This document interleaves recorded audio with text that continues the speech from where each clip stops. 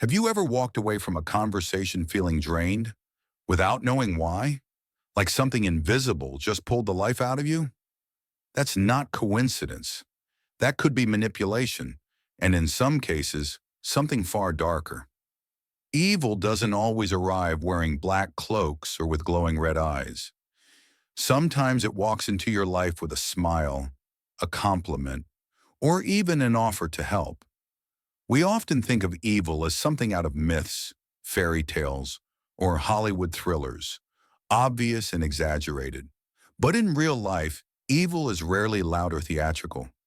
It moves quietly, blending into everyday situations, disguising itself as charm, concern, or friendship. Yes, evil is real. It's among us.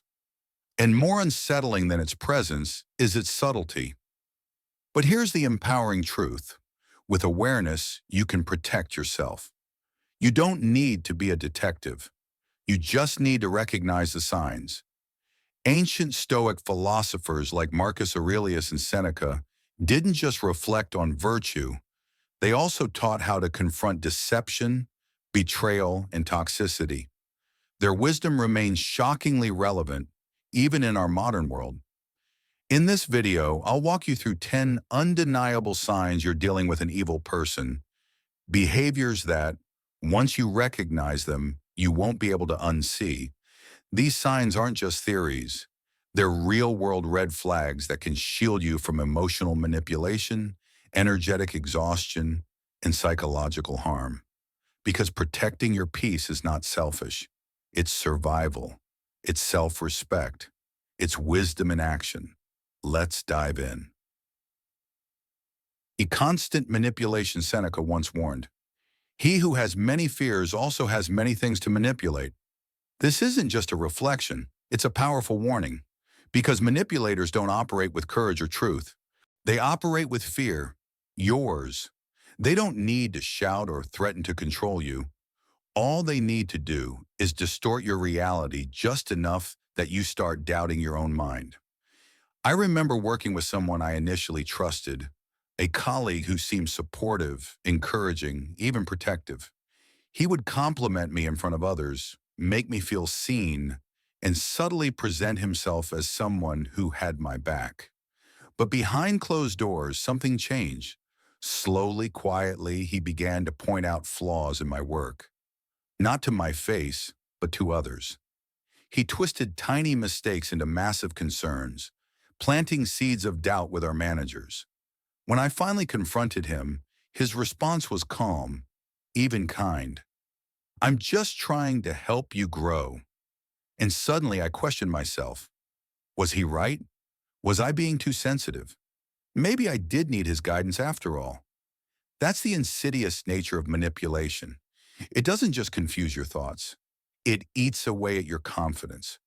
Before I knew it, I felt like I needed his approval to feel competent, like he was the only one who could keep me on track. And that is exactly how manipulators operate. They don't build trust. They manufacture dependence. They'll make you feel like you need them, like they're the only one who truly understands you.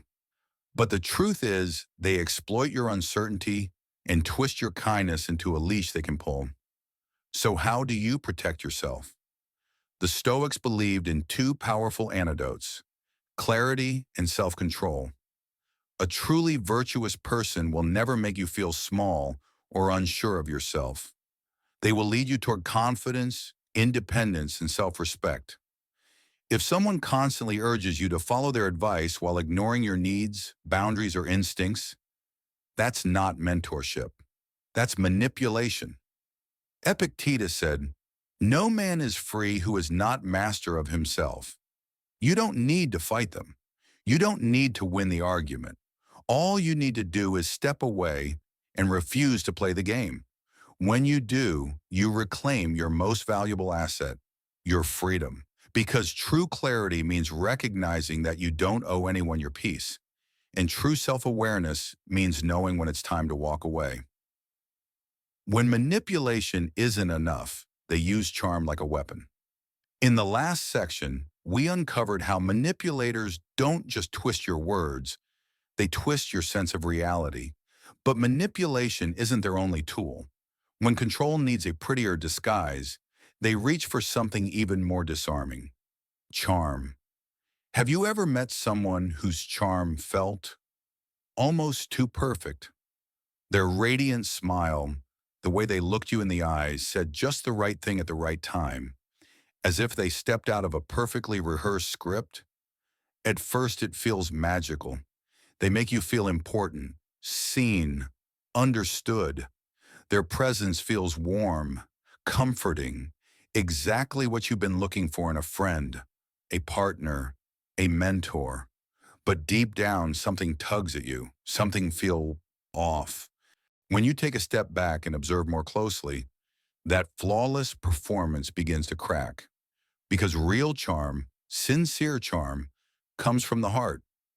But when it's wielded by someone with darker intentions, charm becomes a mask, a glossy surface designed to distract you from what's really happening underneath. In truth, charm in the hands of a manipulative person becomes a dangerous weapon. These individuals know exactly how to capture your attention and lower your defenses.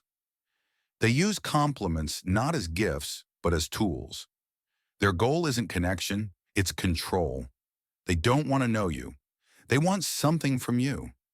Marcus Aurelius once said, "The soul becomes dyed with the color of its thoughts." In other words, what you consistently think and feel eventually becomes who you are. So what kind of soul hides behind the kind of charm that demands admiration, loyalty, or silence? These individuals aren't just manipulative, they're calculated. They study your reactions. They figure out what you want to hear. They observe your insecurities and find just the right words to make you feel safe, needed, or even lucky to be around them. But here's the truth. Real character is revealed when no one is watching. Watch how they treat people who hold no value to them, someone they can't gain anything from. Do they still speak kindly? Do they show patience, empathy, or respect? Words are easy to polish, but actions never lie. I remember someone I once called a friend, someone who had an uncanny ability to make others feel special.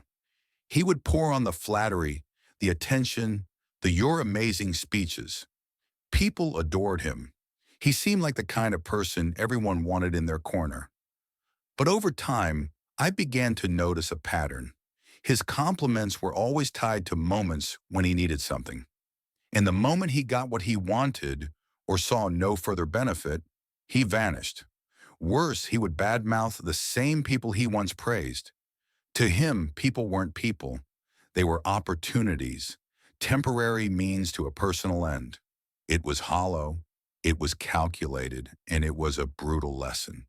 So how do you break free from that kind of enchantment? Trust your instincts. If someone makes you feel amazing, but also strangely uneasy, that's not confusion. That's your intuition waving a red flag. Manipulators rely on your hesitation, on your desire to give them the benefit of the doubt. They want you to excuse the little lies, to ignore the gut feelings, to believe the illusion they've worked so hard to build. But Stoic philosophy teaches us this: the truth does not need a mask. Genuine kindness shines quietly. It doesn't need praise, applause, or manipulation to be felt. It just is. So don't let charm distract you from character. Step past the surface. Ask yourself not just how someone makes you feel in the moment, but how they behave when the spotlight is off. Because authentic goodness never needs a disguise. When charm fades, lies fill the silence. In the previous section, we revealed how manipulative people often wear charm like a mask. But when that charm starts to slip, or when it no longer serves them, they fall back on something even more corrosive: lies. And not just occasional untruths. We're talking about deception without guilt, lies told with ease and sustained with precision. These people don't lie because they forgot the truth. They lie because truth gets in their way. To them, honesty is an obstacle, and every lie, a calculated move in a game you didn't know you were playing. They twist the narrative to fit their needs. And as they lie, they build a house of cards, layer after layer, deception upon deception. But here's the fatal flaw. Truth doesn't need upkeep. Lies do. That's their Achilles heel, because the more lies they tell, the more they need to remember, manipulate, and adjust until the weight of their own fiction starts to crack. So how do you protect yourself? Pay attention to inconsistencies. Do their stories shift when asked twice? Does their timeline change depending on who's in the room? Do they speak with confidence but act with contradiction? The Stoics taught us, observe actions, not just words. Anyone can say the right thing, but their behavior, the choices they make when no one is looking, that's where the truth lives. So the next time someone's words and actions don't match, trust your eyes, not their excuses. Ask questions, demand honesty, and most importantly, set boundaries. Because integrity doesn't require defending, it stands on its own. Honesty isn't just a moral virtue, it's a mirror, a reflection of a person's inner world. And when someone chooses dishonesty as a pattern, not a mistake, it's time to walk away. The Stoics remind us, true strength is not about changing others. It's about mastering ourselves and creating distance from what weakens our peace, values, and self-respect. So if you're dealing with someone who lies without conscience, don't argue. Don't try to fix them. Protect yourself. Detach from the web of deception and stand firm in your clarity. A lack of empathy. Seneca once said, "We are social beings not meant to live for ourselves alone." Empathy is what connects us. It's how we understand, support, and care for one another. But for malicious people, empathy is missing, or worse, used as a weapon. These individuals don't care about your happiness or your pain unless it serves their agenda. To them, people are not fellow human beings. They're pieces on a chessboard, moved, manipulated, and sacrificed for personal gain. Think about this. You're sitting with someone you thought was a friend, opening up about something deeply painful.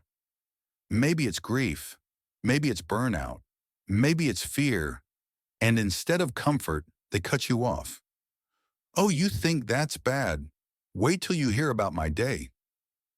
No acknowledgement, no space for your pain, just deflection. It might seem like a one-time thing, but pay attention, it's often a pattern. These people are either unwilling or incapable of stepping outside their own world to care about yours. Sometimes their indifference is cold and silent. Other times it borders on enjoying your suffering, as if your misfortune validates their superiority. Where empathy should live, there's a void. And that void isn't just unpleasant, it's dangerous. Because without empathy, relationships become transactions, one-sided and emotionally exhausting.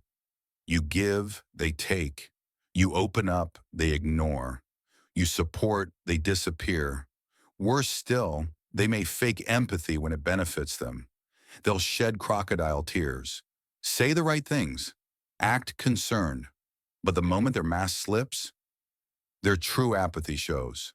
Marcus Aurelius said, "Stop arguing about what a good person should be and just be one." So what do you do when you're dealing with someone who lacks empathy? Set firm boundaries. Do not allow their emotional coldness to convince you that your feelings are too much. Protect your peace. Seek relationships built on mutual care, trust, and shared emotional presence. Surround yourself with people who celebrate your wins and sit with you in sorrow. Because true connection isn't found in attention, it's found in empathy. Before we dive into the next sign, if you're finding value in this video, don't forget to hit that like button, subscribe to the channel, and click the bell so you won't miss future insights. And if this is hitting home for you, drop a comment. I see the signs. Let's keep learning together. When they can't win with lies, they try to control your mind. In the previous section, We explored how evil individuals lie without remorse to distort your sense of truth. But once deception isn't enough, they take things even further by targeting something far more powerful, your autonomy. Because when they can control your thoughts, they don't need to control anything else. They already have you. Control is not always loud or aggressive. Sometimes it's soft-spoken, disguised as concern, or wrapped in compliments. I once knew someone like that. In the beginning, they came across as supportive, generous with advice, helpful in ways that felt genuine. I believed they had my best interests at heart, but slowly I began to notice subtle shifts. Little remarks slipped into conversations, quiet jabs that made me second-guess myself. At first, they'd say things like, "Are you sure that's the right move?" Or, "Maybe you should think twice before doing that." Eventually, when I was offered the chance to join a meaningful project, they stepped in, smiling of course, and told me, "I just don't think you're ready. Let me take the lead this time." And I let them. Not because I didn't care, but because I started to believe them. They had planted so many doubts in my mind that I began to feel incompetent, incapable of making decisions without their input. Looking back, it's crystal clear. They never wanted me to grow. They wanted me to stay beneath them, dependent, unsure, and easy to control. These kinds of people don't just influence your choices. They invade your thinking. They use guilt, flattery, even shame, whatever it takes to keep you in their grasp. They're not invested in your development. They're invested in your obedience. And over time, you begin to lose something sacred: your confidence, your independence, your sense of worth. It happens quietly, like erosion. One thought, one conversation at a time, but the Stoics knew better. Epictetus once said, "Freedom is the only worthy goal in life." And that freedom doesn't come from outside circumstances. It comes from within, from knowing that you are the master of your own mind. Malicious individuals know this too. That's why they'll do anything to steal that freedom from you, to make you feel that without them, you'd be lost. But here's the truth. You are not powerless. You don't need permission to reclaim your clarity. Start by asking yourself, does this align with my values? Let that question become your compass. Let it guide your choices, even when others try to steer you off course. Because autonomy, your ability to think and choose freely, is the greatest power you hold. And no one has the right to take that from you. Marcus Aurelius reminded us, the happiness of your life depends upon the quality of your thoughts. So guard your mind fiercely. Don't let anyone manipulate it, control it, or make you question your worth. Anyone who truly cares for you will never try to dominate your choices. They'll empower you to grow, even if it means growing beyond them. So stand tall, protect your independence. Let your mind lead you to the freedom and peace you deserve. When they can't control you, they try to confuse you. In the previous section, we discussed how toxic individuals deflect responsibility to protect their fragile egos. But recognizing their tactics is only half the battle. Responding with calm and clarity is the other half. Because when you refuse to play their game, you take back your power. When someone tries to shift blame or twist the truth, it's easy to feel frustrated or emotional. That's exactly what they want, to push you into reacting instead of thinking. But don't give them that satisfaction. Stay anchored in facts. Stay grounded in truth. When they deflect or accuse, don't argue emotionally. Instead, respond with calm but firm questions. What evidence do you have for that? Can you clarify what you mean? Why do you think I'm responsible?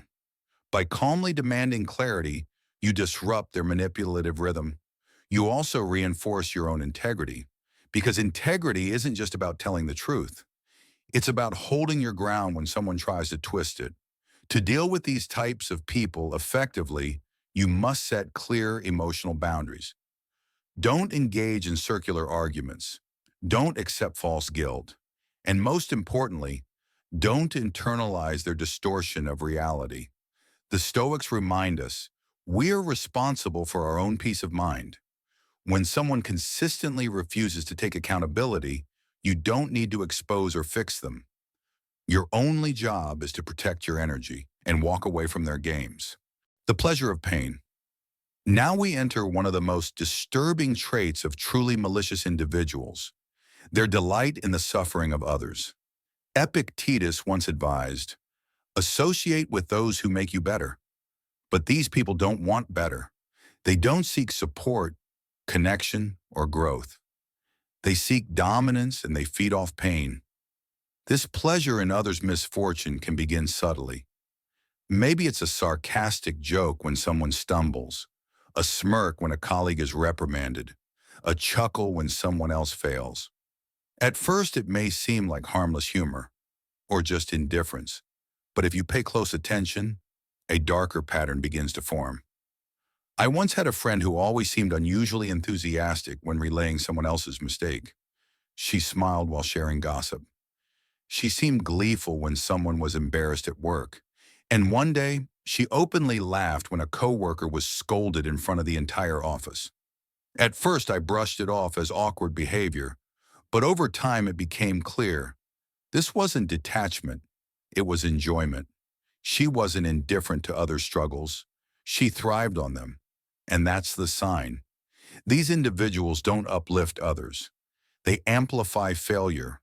They don't offer compassion.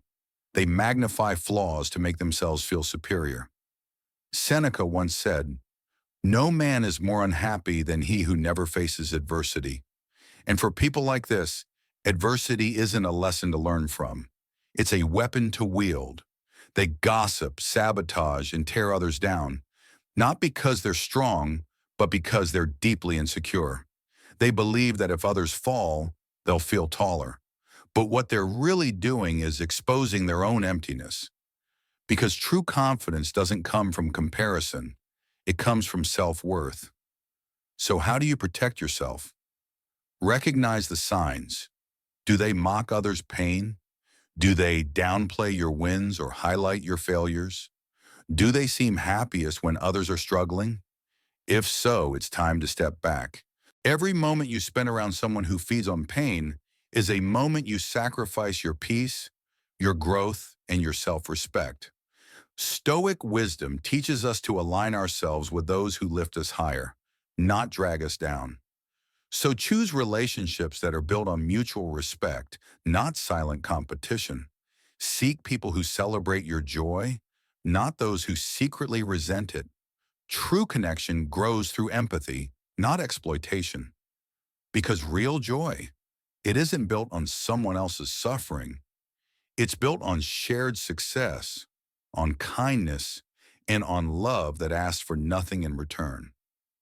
When they can't celebrate with you, they try to diminish you. Previously, we explored how some individuals find twisted joy in others' pain, but not all attacks are overt. Some are subtle, coated in charm, wrapped in concern, and delivered with a smile. And that brings us to one of the most insidious tactics of the malicious: isolation. Marcus Aurelius once said, humans are born to cooperate. Our strength doesn't come from standing alone. It comes from connection, from the love of our friends, from the grounding of our family, from the community we choose and build. But malicious individuals, they know that connection makes you stronger, and that's exactly what they want to dismantle. Isolation is one of their most effective weapons, because the more alone you feel, the more dependent you become on them. I once knew someone who at first seemed genuinely supportive. She asked about my day, complimented my work, even encouraged me in difficult moments. But slowly her tone began to change. She would say things like, your best friend doesn't seem to treat you very well. Or, I don't think your family really understands you the way I do. At first, I dismissed those comments. I thought maybe she was just being protective or looking out for me. But they didn't stop. Over time, they increased, and so did my doubt. I started questioning the people who had always been there for me, the ones who had stood by me in my worst moments. Somehow I began pulling away from them and leaning more into her. That's the danger. This kind of manipulation doesn't shout. It whispers. It creeps in slowly, seeding uncertainty where there used to be trust. And before you realize it, you've been isolated, not by force, but by influence. This tactic is no accident. It's a calculated psychological strategy. The goal? To make you feel like the manipulator is the only one who understands you, the only one who gets you, the only one who really cares. And once they've got you emotionally cornered, they have control. But here's the truth they don't want you to realize. Your real strength lies in connection, in the friends who know your story, in the family that has walked with you, in the community that supports you even when you don't have it all together. If you begin feeling lonely, even though you're surrounded by people, pause. Ask yourself, have I pulled away from the people who truly care about me? And if the answer is yes, reflect and re-engage. Reach out to someone you trust. Have a real conversation. Reconnect with the people who lift you up, not tear you down. The Stoics remind us we are not meant to live in isolation. We are meant to thrive together. So don't let anyone convince you that your strength lies in separation. Protect your relationships. Honor the people who support you, because unity is your armor and your liberation. Jealousy in disguise. While some toxic behaviors are overt, others are cloaked in false warmth, like envy disguised as encouragement. Seneca once said, "Envy is the ulcer of the soul." And when someone harbors envy, it doesn't always look like bitterness or hate. Sometimes it looks like a smile, when kindness is a mask for envy. In the previous section, we learned how toxic people isolate you to gain control. But when they can't cut you off completely, they often resort to a subtler attack, using jealousy disguised as encouragement to undermine your confidence. You've likely heard it before, those backhanded compliments that leave you unsure whether to feel proud or embarrassed. They say things like, "You did great, but don't get too excited. There's always room for improvement." Or, "That's amazing, but I heard someone else did something similar and got even better results." It sounds harmless, helpful even, but look closer and you'll find a hidden agenda. This kind of feedback isn't care. It's not support. It's a calculated effort to pull you down to their level, to dull your shine just enough that they no longer feel threatened by your success. Because here's the truth. Envious people don't celebrate your light. They feel exposed by it. Your growth casts shadows over their insecurities. And rather than rising with you, they try to shrink you so they feel safe again. Stoic philosophy reminds us to trust our inner compass. If praise makes you feel confused, small, or suddenly uncertain, don't ignore that feeling. That's not humility speaking. That's your intuition raising a flag. A genuinely kind person will elevate you without hesitation. They'll praise your effort wholeheartedly. They'll say, "I'm proud of you," without a follow-up comparison or warning. But someone envious? They use praise like a leash, just long enough to keep you moving, but never far enough for you to run free. So how do you protect yourself? 1. Trust your instincts, even when the words sound nice. 2. Look at the energy behind the compliment. Does it lift you up or subtly pull you down? 3. Set boundaries. You're under no obligation to accept support that makes you question your worth. You don't need to downplay your success. You don't have to make yourself smaller to keep others comfortable. You were meant to shine fully, not flicker in the shadow of someone else's insecurity. Surround yourself with those who genuinely celebrate your wins. People who help you fly higher, not those who quietly hope you'll fall. Because you don't just need supporters, you need believers. People who push you forward, who are unshaken by your glow, and who want to see you rise. Remember, you don't need to dim your light to help others feel warm. Let it shine brightly and let it burn away anything that was never meant for you. The unrepentant heart. And now we reach one of the clearest and most unsettling traits of an evil person, an unrepentant heart. Marcus Aurelius once said, "Don't waste time debating what a good person should be. Be one." But toxic individuals don't want to be better. They don't want growth. They want control and justification. Think about someone in your life who never takes responsibility. Every mistake has an excuse. Every conflict, someone else's fault. Every wound they cause, somehow still about how they were mistreated. You try to express how you were hurt, and they deflect. They downplay it. Or worse, they turn it around and accuse you of being too sensitive. The defining feature? They refuse to change. To them, apologizing is weakness. Self-reflection is unnecessary. Correcting harmful behavior? That's for other people, not them. But Stoic wisdom says the opposite. True strength lies in the ability to see your own flaws, own them, and improve. A Stoic embraces mistakes, not as failures, but as opportunities for growth. But those with unrepentant hearts don't seek growth. They reject it, because growth would require them to admit they were wrong. So what should you do? If you're close to someone who constantly justifies toxic behavior, never apologizes and refuses to evolve, step back. Not everyone is ready to grow. Not everyone wants to. You cannot force accountability on someone who fears introspection. And you don't need to carry the emotional weight of someone unwilling to change. Protect your energy.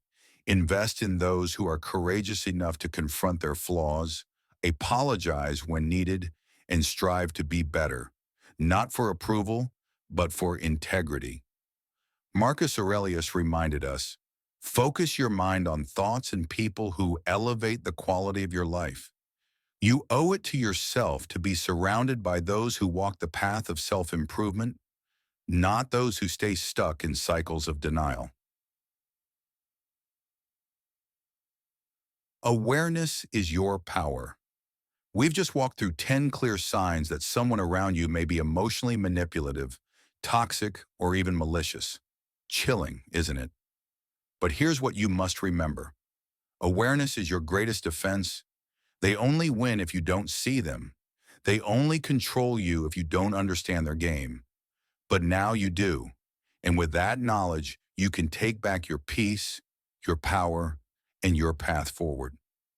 Marcus Aurelius taught us, master yourself. Let nothing external disturb your mind. So don't let toxic people invade your mental space.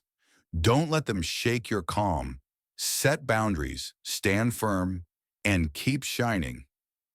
Because your light, that's what they fear the most. If you found this video helpful, don't forget to like, subscribe, and comment below. I see the signs. Let the world know you're done tolerating toxic behavior. Thanks for watching, and I'll see you in the next video where your wisdom will continue to grow.